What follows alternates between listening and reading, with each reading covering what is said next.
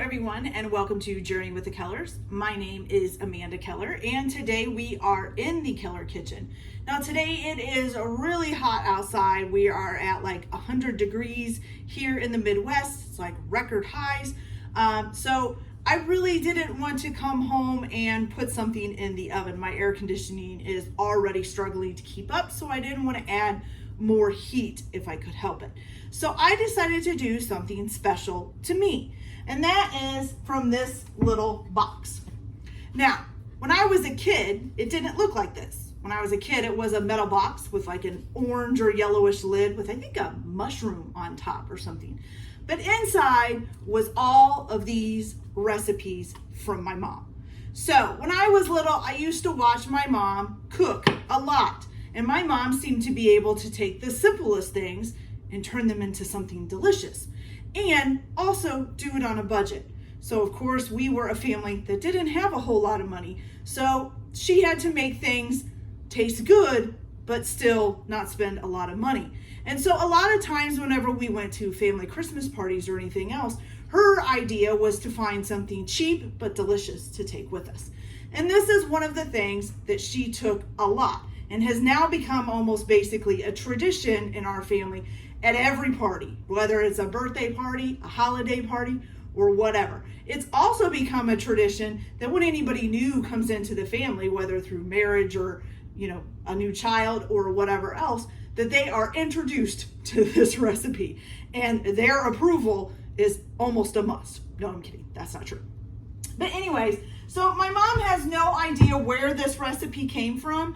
She got it a long time ago and she doesn't remember from who or from where. So we're just gonna call it Mom's cheeseball, okay? This is a very simple recipe. It's easy to do and it is delicious. It's a great dish to take to a holiday party or a Christmas party, or just to have in your house to snack on from time to time, okay? So the first thing that you're going to do is you're going to need 2 boxes of cream cheese. And you're going to take those out of your fridge and basically let them warm up to room temperature. You want them to be kind of nice and soft. The other thing that you're going to need is 4 to 5 green onions. It's up to you whether you want to do 4 or 5. And you're going to chop them up, greens, white bulbs, and all. Chop them up. I would do them pretty small just because you don't want to have big chunks of green onion in there. Now, my sister does not like the green onion, and I do know that some people have problems with onion, especially a lot of onion. So you will want to, if you want to omit them, you can. My sister replaces it with onion powder, or you can put something else in if you'd rather try that. That's up to you. The most important part of this recipe is very simple and cheap.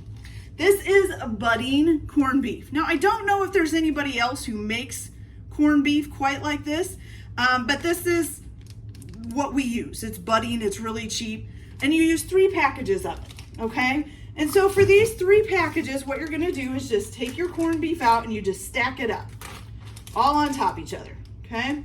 But you do need to save 3 or 4 slices out of one of them, and that's because you're gonna chop that up separately and you're gonna roll the cheese ball or cheese balls in it when it's done, okay? Kind of like to make it look a little bit more beefy.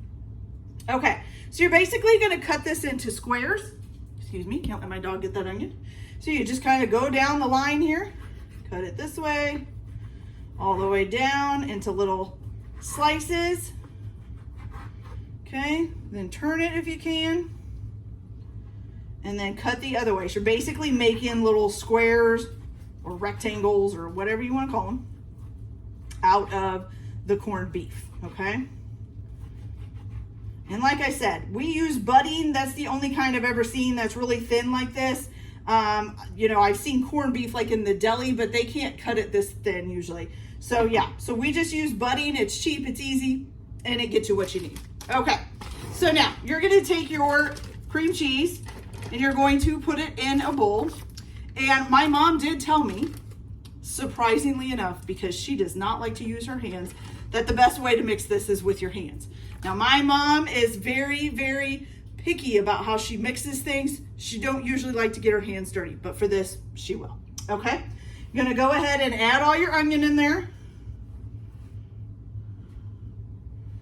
And then add your meat that you just cut up, okay? Now, if you want, before you go ahead and mix this all up and get your hands all messy, you can go ahead and just cut up your little extra pieces that you had. Same thing, just cut them into squares or rectangles. And then you just kind of spread them out on your cutting board, because you're going to use those, like I said, to kind of roll the meatball, or the cheese ball, sorry, not meatball, to roll the cheese ball across to kind of cover the top of the cheese ball, okay? All right, so that's ready now. Okay, I'm going to spread those out so that they're nice and spread out for when we need them. And you don't have to roll it. You could also probably pat them on, however you want to do it. Okay, so now we're just going to mix this all together. Basically just going to smush the cream cheese with the onions and the beef and get it all nice and mixed in. Make sure if you have any rings or anything, you might want to take them off. They're going to get icky. Okay. Now my mom says that this is actually enough to make 2 smaller cheese balls. I just like to make 1 big one because, yeah, this does not last long in my house. Once this is made, it's usually gone fairly quickly. Okay, but do make sure that you get it all mixed up, all through the middle. Make sure you get everything in there. And once you have it all mixed up, then you can just form it into a ball. Okay. Now you're going to want to basically pick what you want to be your top of the ball, because that's what you're going to put the extra meat on. So I usually kind of make the part that it's going to be the top a little more rounder, and then leave the bottom flat so that it'll sit nice and good on a tray. Okay. So get that all nice and good. Beautiful. Okay, doesn't have to be perfect, it's just a cheese ball. So I am just going to take the beef and I'm going to kind of tap it on here and spread it around and put it all the way over the top. Okay, you don't have to put it on the bottom. You can if you want, but the main point is to cover the top with the extra pieces of corned beef. Okay.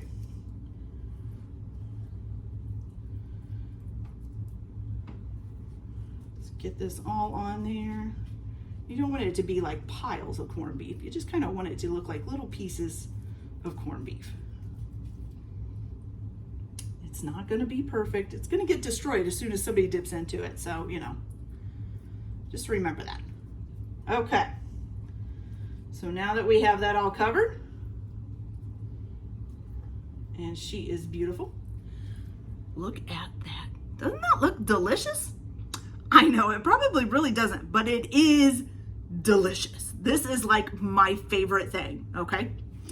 All right, so now let me wash my hands real quick.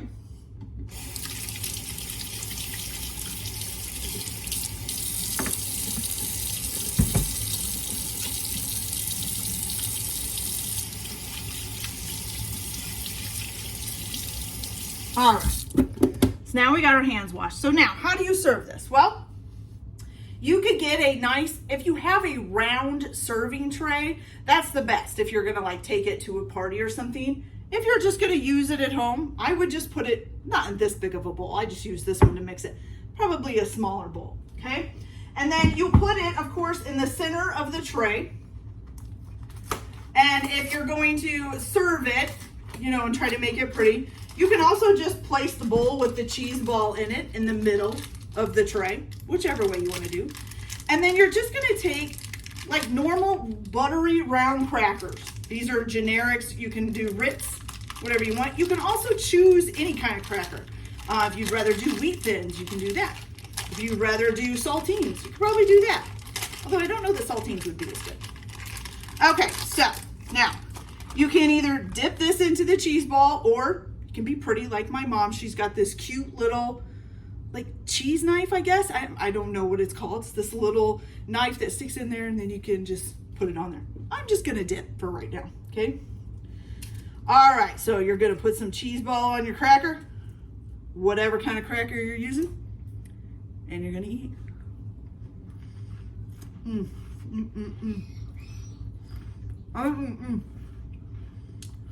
I can eat this stuff all the time. It is so good. I love it. Okay. So this was one of the things that encouraged me to try to make delicious food. Now, for my mom is a cook. She likes to make dinners and things like that. She never really was a good baker. I like to bake things more because I have a sweet tooth a mile long and I love to bake baked goods. But some of the things that she's done has made cooking very easy for me and makes me enjoy cooking as well. And has made me love doing all of this stuff. So Mom, if you're watching this, I love you. Thank you for all the great advice throughout my life, cooking or not. That's the end of our video today. I hope you all enjoyed this. Like and subscribe if you like, or don't if you don't. Everybody have a good day. Enjoy your cooking, and we'll see you later. Bye.